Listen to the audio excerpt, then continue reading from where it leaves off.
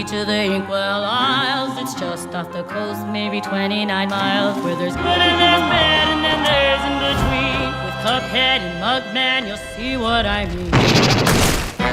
Ice cream and rockets trouble never end. Like the steam don't pass, they make new friends. They'll need some help just to stay on track. Don't ask that guy, you better watch your back. Hey everyone, it's Jonathan and welcome back to I Heart Animation. Today we have a rare TV series review episode. We don't do too many of these, but somehow I've got two in the works. I think I teased at the beginning, but we're doing an episode of the Netflix series Centaur World pretty soon. However, today we're talking about another Netflix series, The Cuphead Show. For those of you who may not be familiar, The Cuphead Show is an animated series about an anthropomorphic cup named Cuphead, his brother Mugman, and a bunch of other very random characters that populate their world. What sets the Cuphead Show apart from a lot of other current animated series is the fact that it's based on a style of animation that was popular in the 1930s. It's also based on a video game, but of course I'm a little more interested in the animation side of things, but even the video game was based on the 1930s animation. Joining me for this episode is Eli Sanza, who is both an expert in the kinds of early animation that the series is inspired by, but he's also actually played the original Cuphead game, which is more than I can say for myself. Welcome to the Cuphead Show! Welcome to the Cuphead Show!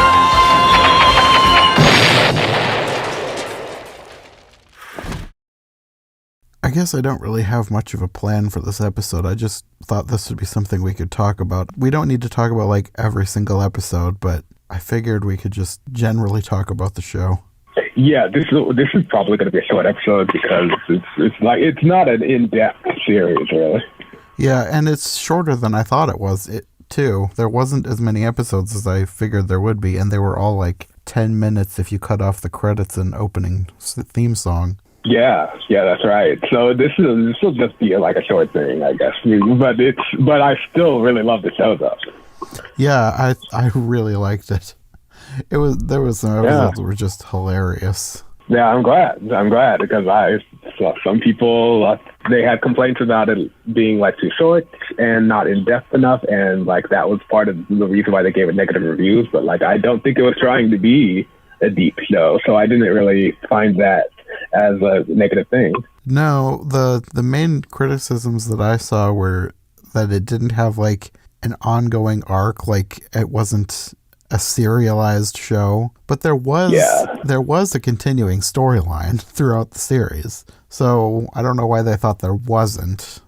It was ridiculous, but there was one there. Yeah, you're talking about the fact that the devil's trying to take Cuphead's soul. Yes. Yeah, that was the one recurring element in the show, I guess. I guess people didn't think that was enough or something, maybe. I don't know. I mean, it's more than you get with something like Looney Tunes. It's still sort of serialized. Yeah, and the show is kind of inspired by classic cartoons. So yeah, definitely. So it's like it's more in depth than the stuff it's inspired by. So that's something. Yeah, and I mean, I don't watch everything that comes out these days, but as far as I can tell, these days you don't get shows like this. Really, they're sticking more to sort of serialized, which is fine. I love those too, but you don't get anything that's like short Looney Tunes other than the new Looney Tunes. Just ridiculousness. Yeah. And there's room for those kinds of shows too, so I don't see that as a bad thing. And by the way, a show doesn't have to be deep to be enjoyable. It's like for what it attempts to be, which is like a kind of like a silly slapstick comedy. It succeeds. It succeeds at that. Yeah, definitely. So, had you played the video game that this is based on? I have. It came out in, I think, like 2017 or something. Yeah, and it came out on Xbox, and I didn't own an Xbox at the time it came out, so all I could do was just admire it from afar because I loved the way it looked. Like if you see what the video game looked like, I don't know if you saw the video game, but if you look at it, it looks almost exactly like a Fleischer or Disney cartoon from the 30s. Yeah. That was the main thing I liked about it, was the visual style. And then later when it came out on Nintendo Switch, which is a console that I do own, then I bought it. And then I played it, and I really liked it. It's a really challenging game. I don't know, I don't know how much of a gamer you are, or if you've been hearing about what gamers think of it, but like in the gaming community, it's notorious. Cuphead is notorious for being a really hard game, and you can sort of tell if you watch the walkthroughs on YouTube and see other people play it, you can tell that it's a really hard game. And when I played it, it was hard for me too. I could definitely feel it.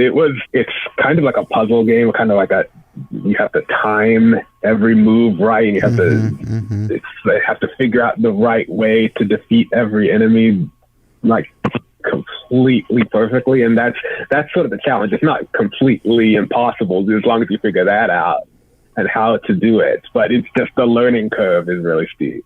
Yeah, that was the one thing that made me not get it. I don't have an Xbox, so I couldn't get it at the beginning anyways. But I had thought about it because it looked really fun and I loved the design and the animation. But when I play a video game, I don't like being frustrated. And I could tell that as much as I loved everything about the game, it was going to frustrate me. Yeah. The thing that about getting that game was that I'm pretty sure I knew it was going to be really frustrating, and so I prepared for that. And so basically, my goal was not to win and to beat the game, because I didn't think I had a chance of doing that. My goal was just to see how far I could get. And once I was in that mindset. It's a lot more enjoyable. And actually, I'm not bad at that game. I defeated like more than half of the bosses not on easy mode, but on like normal difficulty. So I'm not bad. That is a good way to think about it. Like when I play a game, I want to finish, and that's probably why it kind of turned me off, because like I don't like leaving things undone. Yeah. Okay. I see what you're saying. I think that's part of the reason why I don't play that many video games, is because I feel like I've got to finish the ones I've got before I move on to another one. Like, the DS, the Metroid 2 remake for DS or 3DS that came out in like 2018. I still have not finished that. I bought Metroid Dread last year and I haven't started it because I got to finish the other one first. Yeah, you know what? I only have one boss left. Yeah, see, you're almost done. See, but so I understand that. But I am kind of the same when it comes to games that are like the same series, like Metroid. I'm kind of like that because I don't really want to start a new Metroid game. So I haven't finished the last Metroid game because I have like an RPG, the Mario and Luigi RPG series. I have the one called Dream Team, and I have the one called Paper Jam, and I haven't even played Paper Jam yet because I'm still in the middle of Dream Team. And it's kind of like the same thing with Metroid for you, because it's it's the same series. I don't want to do two of the same series at the same time. Otherwise, I can pretty much. I don't mind not being able to finish games, because it's I know that I'm probably never going to be able to anyway. So I find comfort in that. I suppose maybe if I would switch my mindset, I might be more open to playing it. But when I start a game, I feel like I've got to finish it. That's the one thing that I don't like about Animal Crossing, is that there's no end. I like Animal Crossing, and I bought it, and I played it for a long time, but it's there's no end. And it's not that bothers me too much, but it still feels like I should be working towards something. Yeah, that's the worst possible game you could have bought in Animal Crossing. So, congratulations on getting it. Because you're right. There's literally no end to Animal Crossing. I played that game. That was one of the games that I used to play back when I owned a GameCube back in the 2000s. That was my sister owned it, and there really is no end. It's a life sim game, and I don't know if you know about The Sims, but it's The Sims. It's kind of like that. It's where you just And that's what that genre is, the sim genre. And so, there are a bunch of different video game genres. You have to know what the genre is before you get the game. If you like endings, then Sims are the worst kind of game to get. Yeah. And I mean, I knew going in because I played one years and years ago for the DS, like probably the original DS Animal Crossing. And I remember I liked it, but at a certain point I just had to stop because I felt like I wasn't doing anything with it. Yeah. The thing about Animal Crossing is that, like, I don't mind a game with no ending, but, like, what happens with me when I played Animal Crossing, and this happened to me with Animal Crossing New Leaf, which is the one for Nintendo 3DS. It's like, it's a kind of an addictive game because it's just like, it goes on and on. You can go and do endless things, catch fish, catch insects, decorate your house with furniture, and you could do that for months and months, and you might never stop because it's a game that goes on forever. And that is something that I don't really like. I like games I feel like kind of feeling like I'm getting somewhere. So, like, I might be similar. I might be similar to you in that way. Like with Animal Crossing, I like the game, and I like it a lot at the beginning, but the more I play, the more tired of it I get because I'm not getting anywhere. Right. Anyways, I guess we should get back to the Cuphead show. Let's get back to Cuphead. So, did you recognize any of the main actors on this? Because I don't think I recognized anyone that played a main character. I didn't really recognize anybody because, like, I was so into the world of Cuphead. Just these characters were just like characters that existed in their own world, and I wasn't even thinking about the voice actors the whole time because I was just so, like, absorbed into the story and the fictional characters. The only reason why I know who some of the voice actors are is because I heard about this in the promos for the show before it was released, that like Wayne Brady did the voice of King Dice, which I would have never recognized him if they didn't say that. And also one of my favorite voice actors, Gray Delisle, was the voice of Mitch Callis, and I would have never been able to tell that either because if you heard Gray Delisle's work, like he changes her voice. She has a huge range. Huge range, yes. He changes all kinds of different voices. These are really great. Mm-hmm. Yeah, there were a few that I thought I recognized, and then I looked them up, and I didn't. But I could tell from their IMDb pages that most of the people on here are really prolific voice actors. So I guess it makes sense that they sounded familiar because they can do so much. Right. The one thing that I found most interesting, though, was the person who played the devil. He doesn't have very many credits, but I thought he was great. Actually, yeah. Like I don't remember who played the devil. Maybe you can tell me. But like I remember liking the guy who voiced the devil because he was really good. His name is Luke Millington Drake. And apparently he's from London, so he already is doing good to put on the voice that he does for the devil. But he only has 4 credits on IMDb. Wow. And he's also, I don't know how old he is because it doesn't say, but the pictures on here, he looks very young. Like maybe mid-20s at the oldest. Oh, that might explain why his credits are so small. Yeah. But he was good enough that he sounds like he could be a prolific voice actor, and he probably will be eventually. Bet. I wonder where they discovered him. I have a feeling it was TikTok because I saw a mention of him having a TikTok, and I looked him up, and he has a long TikTok page and lots of followers.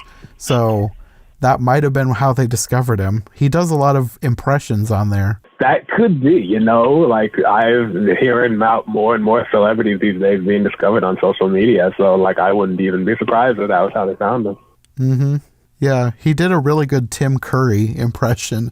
And I wonder if that was what what made them go with him for the devil. Yeah, I am kind of glad that they got someone unknown, because it's like there's room for veterans and like complete newbies too, and I love it when they incorporate both kinds of people.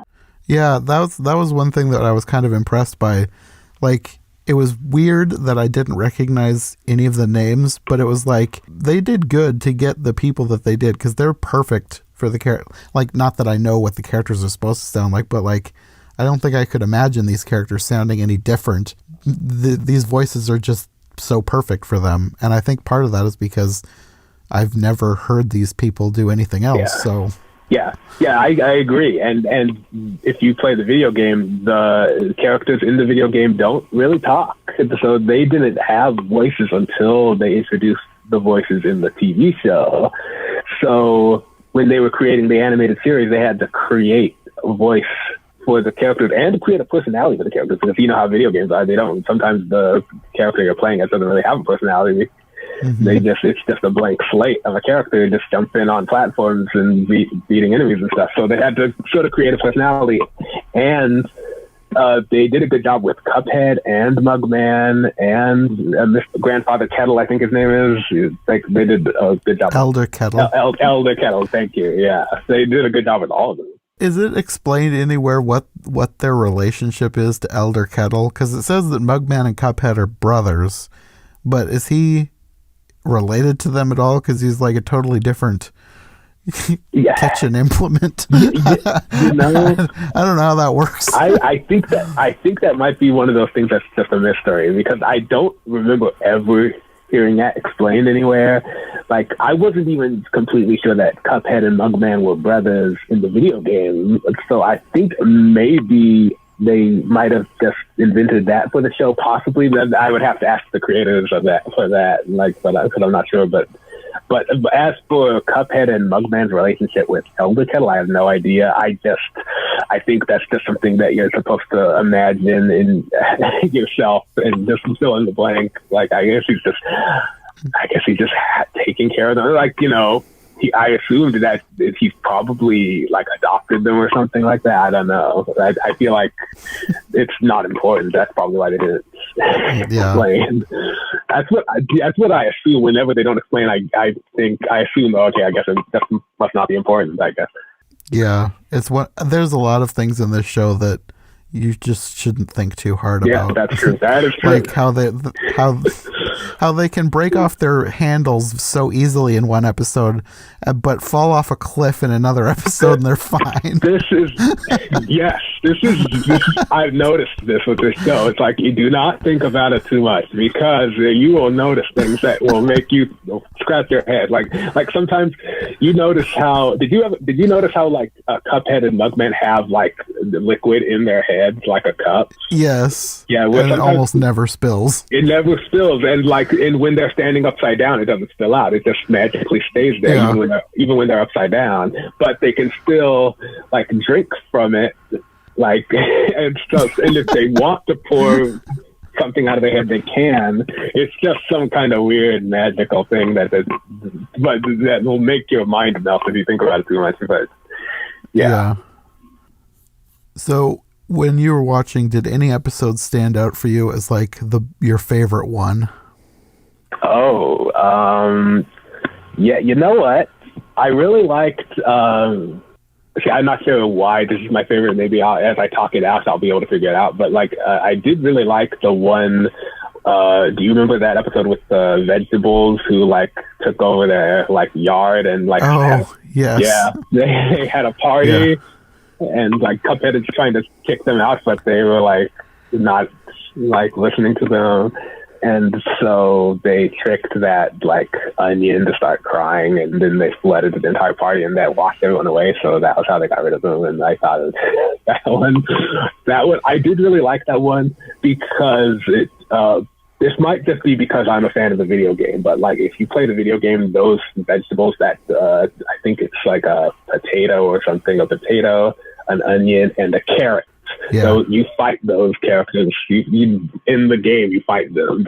Those guys are bosses in the video game, and they look like pretty much exactly the same as they look in the game. It's like almost. I think they take a little bit of liberty with them, like they do with some of the other boss characters in that show too. But like, I did really like how they the story they invented for those characters that I was fighting in the games for so many times. Like, and they created a pretty good like backstory for them. I thought that was kind of amusing, and I kind of the same reason why I liked the one about the frogs on the riverboat too, because like they talk about how they were boxers in the TV show, but if you fight them in the video game, they actually are boxers, and you have to fight them as they're boxing you. And they invented a good backstory for them too. So like usually the ones with the bosses are my favorite ones, just because I like seeing the backstory for the bosses that were not explained in the game.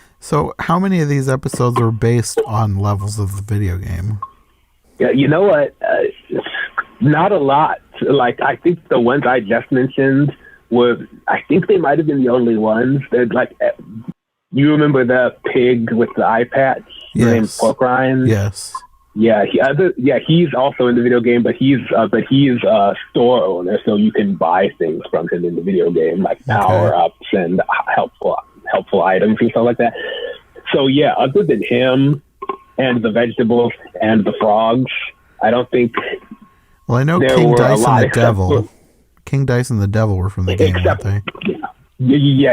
I forgot about them. Yeah, you're right. The King Dice and the Devil are also from the game. They're like the main bosses that you fight at the end of the game. But there was another appearance from a boss that was sort of like a small cameo at the end. Do you remember that dragon like that came that burned down like the pig's store? Yeah. That dragon. Yeah, he was a boss in the video game too. Okay. But he was in that series very shortly. I kind of wondered about that because it didn't get a very big appearance in the show, but it's in the main titles, like it's flying around the aisles. Yes, that's exactly right. And you've probably seen the other characters that you can sort of see at the beginning of the show too. There's like a mermaid, and you can see a pirate on a ship. Yeah. If you look closely, those characters are also in the video game, but they haven't appeared in the series yet, which is why I'm looking forward to all the other episodes that drop later, because I'm sure they'll make appearances there too. Yeah, probably. What did you think of the theme song? I loved the theme song. Me too. The theme song is like, it was a great theme song. That singer, her name was, I think, Giselle Andrea Becerra is the name of the singer, and she is amazing. Like, I like her vocals, and I never skipped the opening sequence whenever I watched that show, just because I love the song so much. Yeah, it's one that totally gets stuck in your head. Yeah, this is definitely a don't skip the opening credits show. Yeah, and you're right, it did get stuck in my head. It's like, it's very catchy. Yeah, I love the song. Well, going back to favorite episodes, my favorite episode probably is the one with the baby bottle. That was so ridiculous. That one was funny. That's a good one. It reminded me so much of like old Looney Tunes, especially like there's a baby in one of the old Looney Tunes shows, but it's not a baby. It's an adult that pretends to be a baby. I think it's like Baby Finster or something. It kind of reminded me of that. Babyface Finster. Yeah, I know exactly the cartoon you're talking about. It was a Bugs Bunny cartoon, yeah. and it was it reminded me a lot like that. It reminded me of like multiple cartoons from the classic era, because there were a lot of classic cartoons about people taking care of babies, where the baby gets into trouble, but the baby doesn't really suffer any of the problems. The people who are taking care of the baby are usually the ones suffering when trying to take care of the baby, and that is something that you see a lot in classic cartoons. And this definitely felt kind of like an homage to those types of stories. Oh, definitely, yeah. I thought it was hilarious, and I want more of that baby. I want to know where it came from, but I just want it to come back. Yeah, it's hilarious. Yeah, that was a really funny one. And I did like that baby, too. Like, I don't normally like the babies. The babies are kind of annoying to me most of the time. But, like, That, but that one was funny, and like if that maybe returned in another episode, I wouldn't mind. Yeah. I loved it, especially when it like turns evil, like it has the evil voice. Yeah. Yeah. It was super sinister. That baby creeped me out. Oh, I loved it. Yeah. So I guess even though he's not in every episode, the devil is basically a main character. What are your thoughts about him as a character? He is really good. I like, as I said before, I like the voice actor, but I also really like the character. He is like, he's super an entertaining character. He's like, he's got a very straightforward goal. He's trying to take Cuphead's soul, and he's pretty much like classic cartoon villain. He's constantly being foiled. Mm-hmm.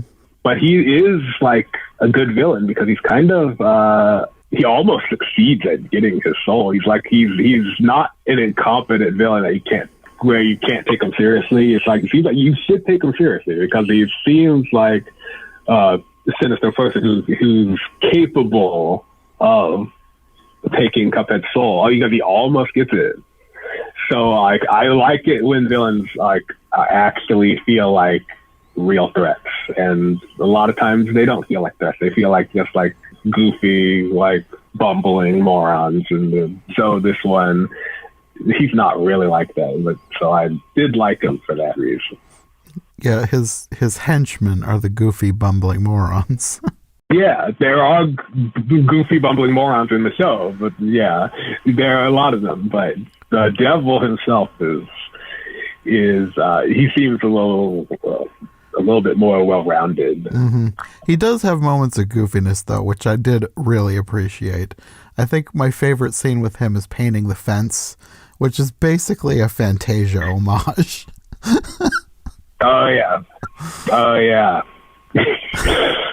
Kinda, yeah. Like that. He is. Yeah, I'm not trying to make him sound like he was a totally serious character. He is. He did have his funny moments. Yeah, I loved that whole scene. It just, I'm not sure if I'm 100% sure of the song that was playing. It reminded me of the Flower Duet. It's like an opera. I'm not 100% sure if that's what it was or not, but it was so Fantasia-esque. I loved that whole scene. Yeah, it's like I need to see it again. Actually, you know what? Speaking of which, like there was another episode I want to highlight. Actually, I forgot about that. Is you reminded me of that when you mentioned Fantasia? Is the one where Cuphead and Mugman go into like a cemetery and meet a bunch of ghosts? Oh yeah. This one I also really like. This is also one of my favorites, and the reason why I was reminded of it is because there was a scene in that episode that reminded me a little bit of Snow White, because they were seeing. Oh yeah, I think you know what I'm talking about. There was like these trees that looked like they had faces. Yes. Yeah. Yes, I thought that too. Yeah, this was like the Snow White homage. I'm convinced it reminded me so much of Snow White. It has to be. Yeah. Yeah. I think the skeletons were an homage to the skeleton dance too. That too, yeah. Like there are more than one Disney references I could see in this episode, and I noticed the skeleton dance thing too, because there is a scene very similar to the skeleton dance. If you've ever seen that cartoon show and you watch this one afterwards, it's like you can almost tell. Mm-hmm. It seems like a definite homage. Were the ghosts in that episode from the game? You know what? There is a boss fight in the video game where you're fighting a haunted train, and you're fighting multiple different kind of monsters in that one. I need to see that boss fight again, because there were more than one of them, and I can't remember exactly what they looked like. But the ghosts might have been in that boss fight, possibly. But don't quote me on that. Well, I guess the main other thing that I wanted to talk about was the final episode, which ended on a cliffhanger, which I was not expecting. Like, there was sort of a 2-part episode earlier in the season, but this doesn't seem like the kind of show that you would end on a cliffhanger.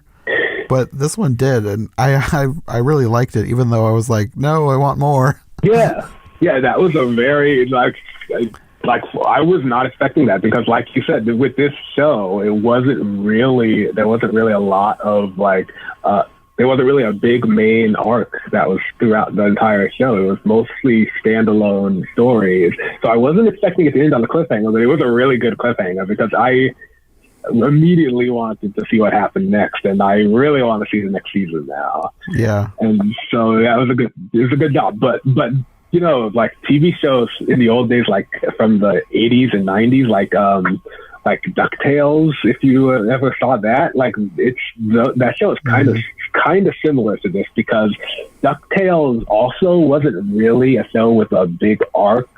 Like most of the stories from DuckTales were also standalone, but every once in a while there was a 2-part DuckTales episode, and that happened a lot of times with Disney afternoon shows.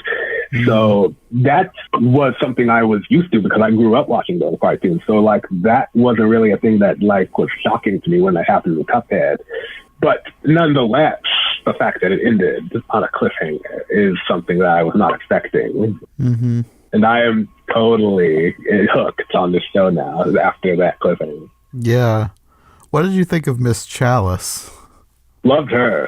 He's a character who actually, he wasn't in the original Cuphead video game, but he is now in the Cuphead video game, because he's downloadable like content now, where you can download her into the pre-existing game, and he, along with a bunch of other new features, can be played in the Cuphead game with new bosses and stuff like that. That hasn't been released yet. It's going to be later.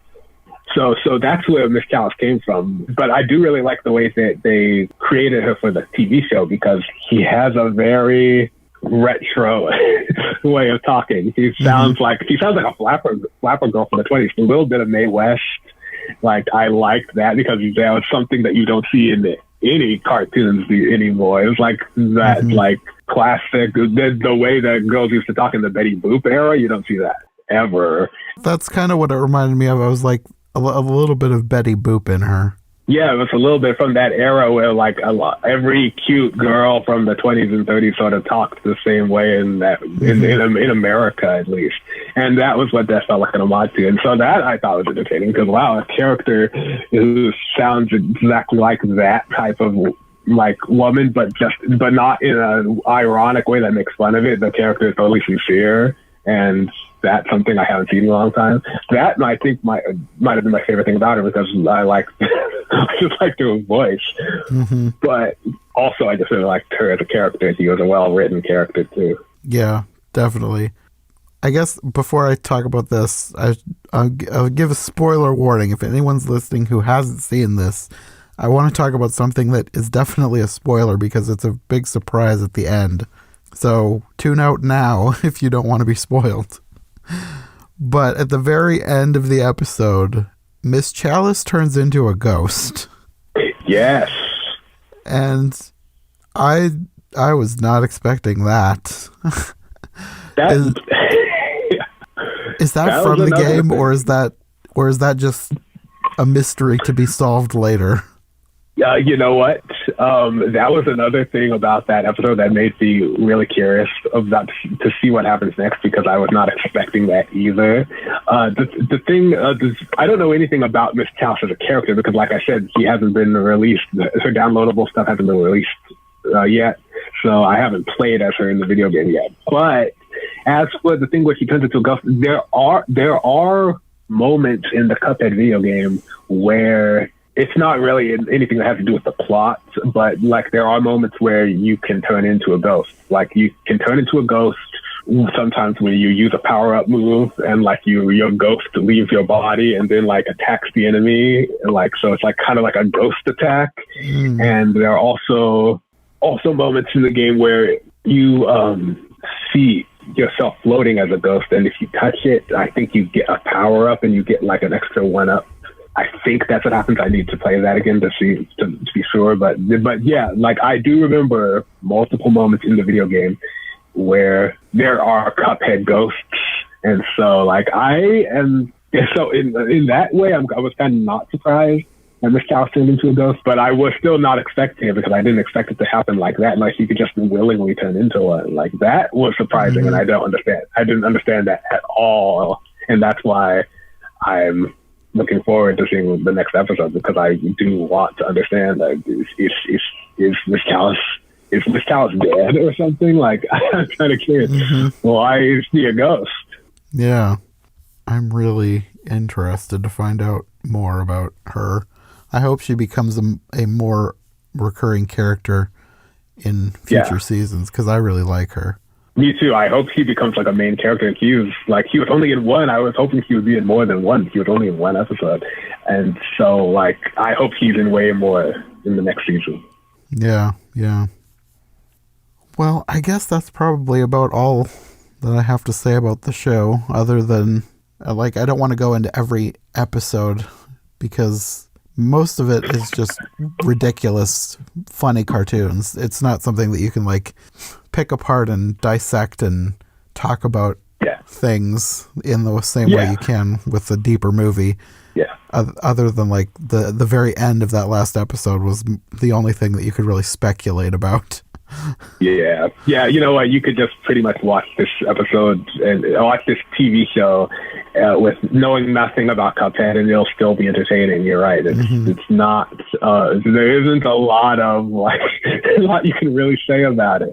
You just have to watch it. But it's because of that. It's not really a deep show, and there's just a lot of like, it's not like Lord of the Rings or anything. It's just basically it's just like, you know, it's like Popeye or Bugs Bunny, only it's like in like not just in the visual style, which it pays homage to those cartoons, but also in the way that it tells its stories in just like one story formats, but only just a little bit more deep because there are some recurring plots like the devil trying to take Cuphead's soul, which is something that he's like always doing, like in more than one episode. Like, and so other than that, it's pretty much you shouldn't be going into the show expecting something deep. You just be expecting a silly slapstick comedy. That's all it is. I guess one other thing that I forgot I was going to mention, like most of the show is a very specific animation style, an homage to like 1930s. I think they call it rubber hose animation. Yeah. But I could tell with the backgrounds, they were kind of getting creative with the backgrounds because it wasn't always the same types of backgrounds. I could tell there was some CGI in there, and they did stuff that it was probably CGI, but they made it look like it was like a physical prop, like like stop motion backgrounds almost. Oh yeah. See, I'm glad you brought this up because I completely forgot about this. This was one of my favorite things about the show because like there were backgrounds in some of the episodes that looked like stop motion. I don't know if they were. You're right. It probably was computer animated to make it look like stop motion, but that happens in classic cartoons too. They used to do that. Like if you watch Popeye meets Sinbad the Sailor, that's probably the most famous example of a cartoon that features 2D animated characters in like with 3D backgrounds, because they used to actually photograph backgrounds and then put 2D characters in the frame to make it look like they were in a vast 3D world. They used to do that in the 30s, and they paid total homage to it in this show, and it looks so authentic. It looks a lot like how it looked in those Popeye cartoons. So I thought, like, I don't know how they did that, but they did a really good job paying homage to classic animation styles, not just the 2D stuff, but that background stuff too. It was really well done. Yeah, definitely. Everything that they did that was an homage to something in the past, I think they did an excellent job. Like, it was perfectly executed in all of those examples. Yeah. I'm a sucker for like old classic cartoons and rubber hose animation, so it almost didn't matter what this show is going to be about. I was just going to enjoy it no matter what, just because of how it looks. I just love the way the TV show looks so much. Yeah, definitely. It's really good. Yeah. Well, I guess that's probably about all we can say about Cuphead, other than if you haven't seen it, you definitely should. It's really good. Yeah, it's one of my favorite shows of the year so far. I recommend it. Yeah, definitely. Well, do you want to let people know where they can find you if they want more from you? Yeah, if you want to like see me talk about like Cuphead, geek out about Cuphead, and a bunch of other movies, TV shows, and video games, go to Twitter, and I'm there at eJunkie2014. And I also have a blog called the Entertainment Junkie Blog, and you can see me go more in depth past 280 characters into a wide variety of entertainment topics. You mostly go into the history of entertainment. And that blog is, that web address is ejblog.com. It's either ejblog.com or ejjunkieblog.com. But, yeah. But if you go to my Twitter, I'll send you the link so you can just follow that. Okay. Well, I guess until next time. Yeah. Thanks for having me. Thanks for listening to this episode of I Heart Animation. If you like what you've heard, make sure to subscribe on your preferred podcast platform or to the I Heart Movies YouTube channel. Make sure to follow my co-host as well. Any relevant links will be in the description for easy access. We'll be back soon with another brand new episode, so thanks for listening, and we'll see you next time.